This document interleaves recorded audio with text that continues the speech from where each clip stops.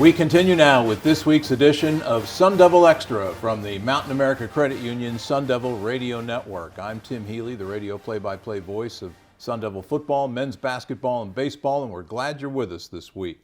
The Sun Devil football team will be the focus for the remainder of this week's show as we get set to visit with two of Coach Kenny Dillingham's players, one from each side of the ball. Our first guest came to Arizona State last year as a true freshman from the Los Angeles area.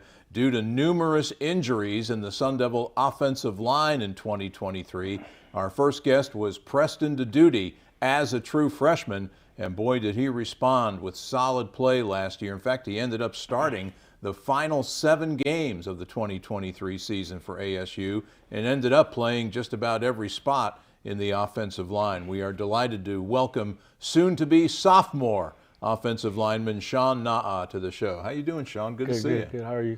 Doing great. Reflect back on last year. What was it like for you? You come in as a true freshman, pressed into immediate duty as an offensive lineman at one of the most challenging positions on the field. Yeah, obviously it was something I didn't expect, coming in.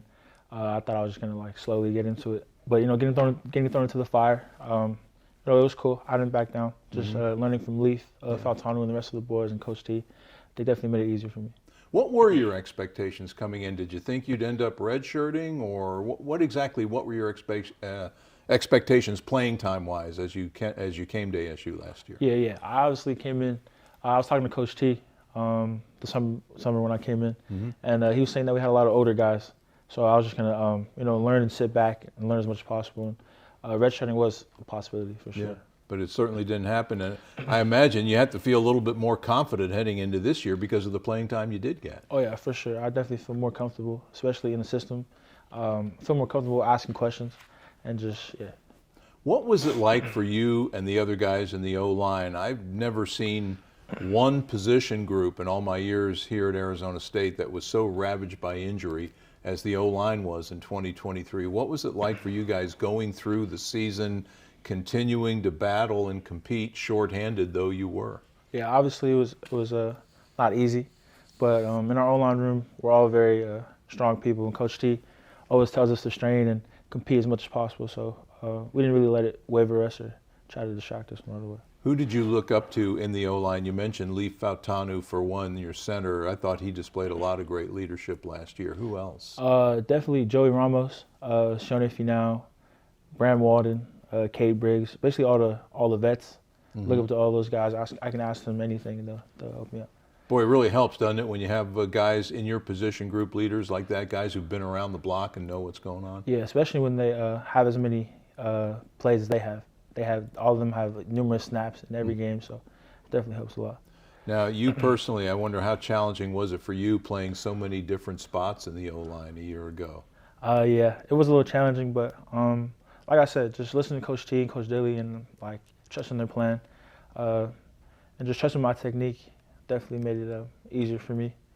What do you think is your best position in the O-line? If you obviously have most young men in your situation probably hope to play on Sundays down the road, and what do you think is your best spot? I'd go left guard for sure. Left I guard? definitely feel more comfortable in there. What are some of the differences in technique or things you have to be aware of, like changing, say, from guard to tackle? More space, especially playing inside at guard. They're more closer. When you're out there at tackle, the DN's got so much more space and they're more athletic. So, yeah, you got to work with that speed. Yeah. What was it like for you guys and your team last year, going through such a difficult season, and yet, we'd come out to practice every week, and by the end of the season, the practices were every bit as upbeat in November as they were in September, and you guys continued to compete even as the losses mounted. Yeah, Coach Daly talks about competing no matter what. Nobody cares about our situation and what's going on, so no matter what, we're going to compete every day as much as possible. What's the vibe like in the locker room now as you bring in a whole bunch of newcomers once again? You have transfer portal and freshman recruiting classes that are both ranked among the nation's top 25. What's the vibe you're sensing in the locker room? Oh, it's great vibes. Really excited to go out there, especially for spring ball. We have a lot of guys on both sides of the ball that came in, so just really excited to get out there with those guys. I was going to say, you must be really chomping at the bit to get out and start integrating the new teammates into the system, aren't you? For sure, definitely, especially the new our new playbook, our offensive coordinator, Coach Arroyo, implemented some plays today, and we went through them, and it was good. You talked about Coach Arroyo. What do you think he'll bring to the offense? Fast. We'll come out there fast, especially with Coach Dilly. That combination is going to be good. So, yeah, just really excited to go out there. Mm-hmm.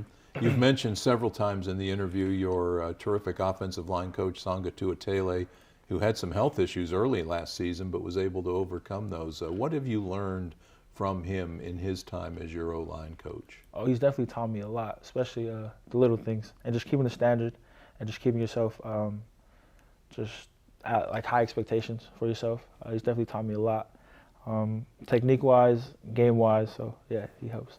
What about Coach Dillingham? What have you learned from him? I've never seen a guy who, with the energy and the motor that he has as a head coach. Just have fun no matter what. Always try to put a smile on your face and just go out there and work as hard as much as possible. That's pretty cool. What, out of high school, Sean, led you to choose Arizona State? It was definitely, I'd say, it was closer to home for sure for my family. And Coach Tuatele actually recruited me when he was at Fresno State. So just building that connection with him and just trusting him, because he told me to wait because he had to get a lot of transfer portal guys. Mm-hmm. But yeah, just having that relationship with him before definitely helped. So I say that. What are your thoughts now on being part of the first Arizona State team that will play as a member of the Big 12 Conference in 2024? Excited, really excited to go out there, especially the competition that we're going to play. A lot of great teams in that conference, and I think we're going to compete. What are your post-college plans, and what are you studying, and what do you hope to do other than play pro football once you get done at ASU? Right now, I'm exploring, but I'm looking into kinesiology, and maybe I can be a trainer someday with that. So yeah. Noble thought indeed. Well, Sean, you did great work as a true freshman last year, and hopefully even more great things to come in your future in the maroon and gold. Thanks for stopping by and visiting with us. Appreciate it. Thanks for having me. We appreciate it. Sun Devil offensive lineman Sean Na'a, our guest on this segment of Sun Devil Extra. Coming up, we will close out this week's show by meeting a member of the Sun Devil defensive line. Like Sean, he was a freshman a year ago who played well and is looking for bigger and better things in 2024. You'll meet CJ Fight when we return in a moment. This is Sun Devil Extra from the Mountain America Credit Union Sun Devil Radio Network.